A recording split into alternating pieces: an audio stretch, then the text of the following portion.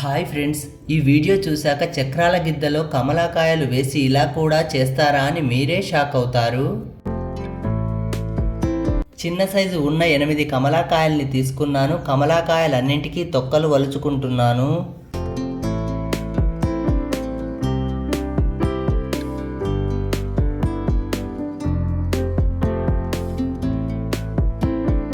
కమలాకాయలన్నింటికీ ఇలా తొక్కలు వలుచుకున్నాక చక్రాలు వేసుకునే గిద్ద తీసుకుంటున్నాను. చక్రాల గిద్దలో మనం చక్రాలు వేసుకోవడానికి వేసుకునే ప్లేట్ను వేసుకొని మనం ఒలిచి పెట్టుకున్న 2 కమలాకాయలను వేసి మనం చక్రాలు జంతికలు ఒత్తుకోవడానికి చక్రాల గిద్దను ఏ విధంగా రెడీ చేసుకుంటామో అదే విధంగా బిగించి రెడీ చేసుకోవాలి.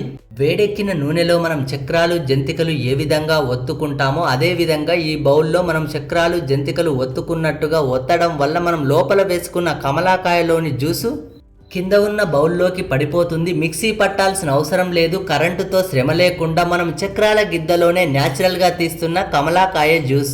మనం చక్రాలు జంతికలు ఒత్తుకున్నట్టుగానే కమలాకాయలు వేసి ఇలా జ్యూస్ తీసుకున్న తర్వాత మళ్ళీ పిప్పిని మొత్తం తీసేసి 2 కమలాకాయలను వేసి చక్రాల గిద్దను బిగించుకొని మనం ఇంతకు ముందు జ్యూస్ తీసిన బౌల్లో తిప్పుకుంటూ మనం చక్రాలు ఒత్తినట్టుగా ఒత్తుకోవడం వల్ల న్యాచురల్గా ఉండే కమలాకాయ జ్యూస్ ఈజీగా బౌల్లోకి వచ్చేస్తుంది. మిగిలిన కమలాకాయలన్నింటినీ చక్రాల గిద్దలో వేసుకొని ఇలా జ్యూస్ రెడీ చేసుకున్నాను.